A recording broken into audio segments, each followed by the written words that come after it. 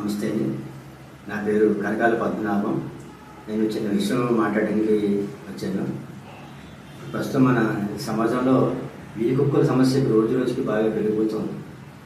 రాత్రులు బయటికి వెళ్ళాలన్నా, ఎక్కడికైనా ఇంటికి వెళ్ళాలన్నా వీధి కుక్కలు ఇక్కడ అరిస్తే 10 మీదకి వస్తున్నాయి.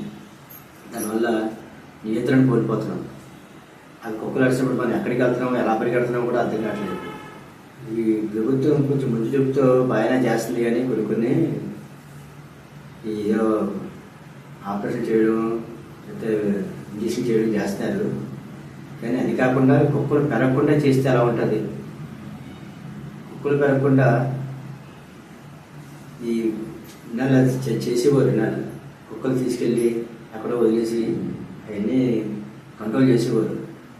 కానీ కొంతమంది పెద్దలు ఉన్నారు, ఈ జంతు ప్రేమికులు అనేవాళ్ళు కొందరు వచ్చి జంతువులు చంపకూడదు, దాన్ని ఎక్కడ తీసుకెళ్ళకూడదు, కంట్రోల్ చేయకూడదు అని వదిలేస్తున్నారు. అప్పుడు ఏమవుతున్నాయి? చాలా విచ్చలవిడిగా పెరిగిపోతుంది. చిన్నపిల్లలు మధ్య చూస్తాం. మన చిన్నపిల్లలు ఎవరో 4 కుక్కలు ఎలా పడితే అలా పీకేసి చంపేసి, అలాంటి 4-5 పిల్లలు చూసాము. కానీ దానికి బాధ్యత ఎవరు? ఈ జంతు ప్రేమికులు తీసుకుంటారా? వాళ్ళు మాట్లాడరు. కుక్కలు బయట పెరుగుతున్నాయంటే మన తిరిగిలాగా వాళ్ళు కూడా తిరిగితే బాగుంటుంది. రోడ్డు మీద ఏసీ కార్లో కూర్చుంటారు, ఏసీ రూమ్లో కూర్చుంటారు. ఈ బయట కుక్కలు ఏం చేస్తున్నాయని ఎవరికి తెలియదు. వాళ్ళు కూడా మనలాగే రోడ్డు మీద తిరిగితే తెలుస్తుంది బాధ ఏంటనేది. కుక్కల భయం అనేది, ఇప్పుడు మనం బైక్ మీద వెళ్తున్నాం అనుకోండి, కుక్కలు మనం ఒకటి ఎందుకు వెంటపడితే తెలియదు.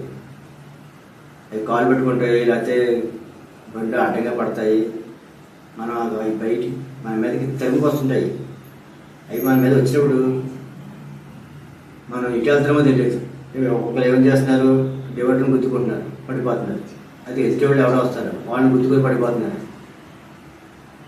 అలా చాలా జరుగుతున్నాయి.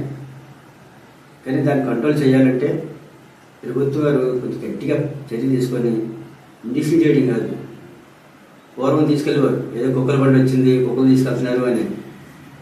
అలాంటి మళ్ళీ రావాలి, తప్పదు.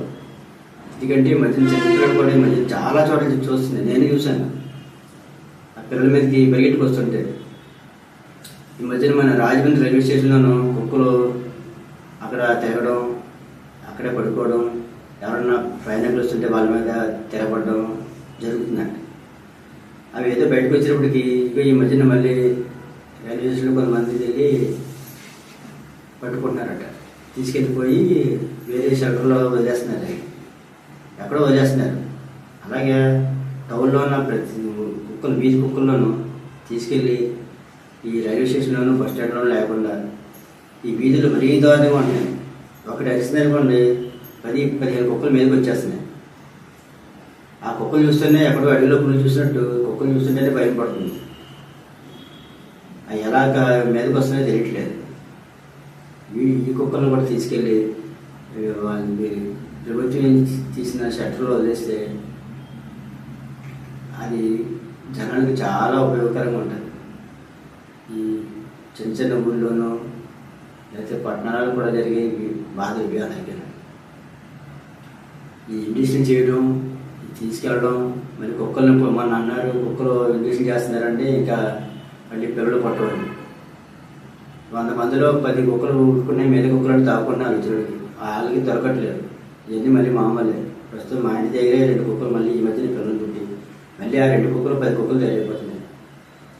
వీటిని ఎవరు కంట్రోల్ చేస్తారు? అది ప్రభుత్వం బాగా ఆలోచించి కొంచెం మంచి నిర్ణయం తీసుకుంటుందని ఈ ప్రజల తరఫున కోరుకుంటున్నాను. హాస్పిటల్లో చేస్తున్నారట, రోజుకి 20-30 కుక్కలకి ఇంజక్షన్ చేస్తున్నారట. అవి కూడా ఒక్కొక్కసారి అందుబాటులో ఉండవు. ప్రైవేట్ హాస్పిటల్ కొంతమంది తీసుకోవడం, వాళ్ళు రోడ్డు మీద తిరిగిన వాళ్ళు, రోజు కూలి పని చేసుకున్న వాళ్ళు ఈ హాస్పిటల్ తిరగడం, ఈ కుక్కలు బాగా ఇంజక్షన్ చేయించుకోవడం చాలా బాధపడుతున్నారు. ఎవరికి తెలుస్తుంది? ఎవరు చెప్పాలి బాధలన్నీ? స్టేషన్లో ఊళ్ళో ఉన్న ఎమ్మెల్యేలైనా, ఎంపీలైనా, అయితే మున్సిపల్ కమిషనర్లైనా కొంచెం పెద్ద మనసు చేసుకొని వీటి పరిష్కారాన్ని ఆలోచిస్తే ప్రజలకి సాయం చేసే ఇది ప్రజల కోసం, పిల్లల ఆరోగ్యం కోసం, ప్రజల బాగు కోసం నేను మాట్లాడుతున్నాను కానీ ఇది నా ఒకరి కోసం కాదు. ఇది ఆలోచించుకొని సంస్థ కొంచెం ప్రైవేట్ సంస్థలు కూడా ముందుకు వచ్చి ప్రతి ఒక్కరు నాయ చేసుకొని తీసుకుంటే చాలా బాగుంటుందని కోరుకుంటున్నాను.